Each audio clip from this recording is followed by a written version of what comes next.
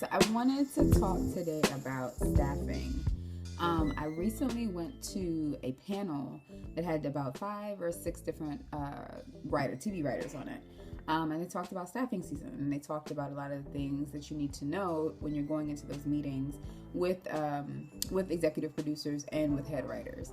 So I thought it'd be good to pass along a lot of that information, since I know that now is kind of the start of staffing season. So here are a few tips that I learned that I thought were really helpful for me. Number 1, your script.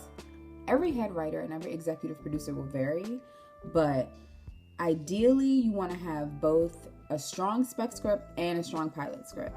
And I know that there's been a lot of debate now in the industry with more people are looking for pilots over spec scripts, but I still know that there are a chunk of writers or there are a good chunk of head TV writers that are looking still for you to have a spec script because they want you to write their show. You know what I mean? So it's good to definitely have one strong spec of something that you love and have one, 2, 3, 4, 5 pilots, of a show that you are super passionate about. The first 5 pages of your script need to be bomb.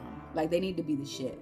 You know what I mean? Because that's what's going to make you stand out. A lot of these showrunners do not have time to read the entire script, nor will they, because they just have so much stuff on their desk to read anyway. Make sure the first 5 pages are the most compelling pages of your script that get somebody to at least want to know more about you or read further. A couple of the showrunners were asked about presenting yourself when you're in a staffing meeting and what you should do. And of course it varied, but almost unanimously, everybody wants to make sure that you are really passionate about your craft. Be passionate, have energy, and have enthusiasm. You want to make sure that shines through, so bring your personality. The next one is research.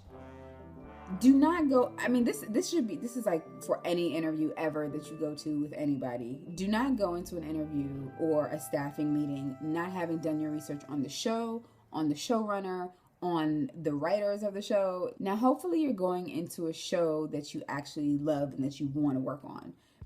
Make sure, for sure, read the pilot. Go online. I have a video on the different websites where you can find scripts. Another interesting point that they made was the idea of pitching when you're in a staffing meeting. Everybody's answers were a little different, but generally the idea is that you want to have maybe a soft pitch. Don't go in there pitching a whole new storyline, pitching a whole new idea.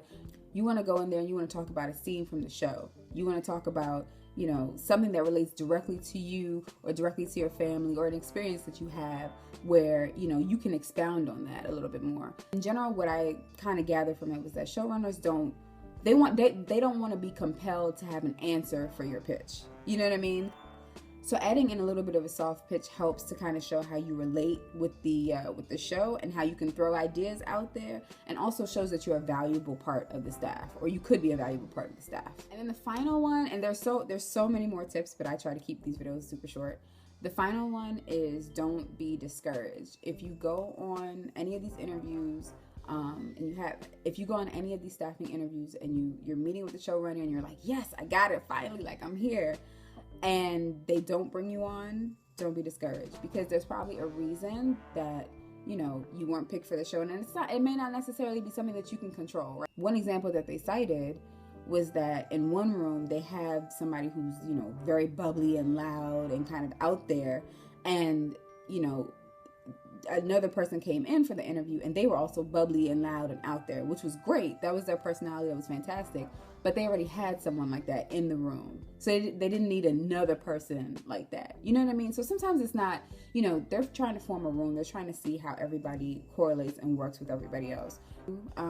If you even got in the room to get an interview with a showrunner or an executive producer, kudos to you. You is balling. Okay, you was doing what you're supposed to do. So that's it. Those are my tips. I hope you guys enjoy this video. If you have any questions, maybe I could answer them. Of course, I'm still learning too with everything going on, but leave them below and we can just start a little dialogue. Okay, so thank you guys for watching again, and talk to you next time.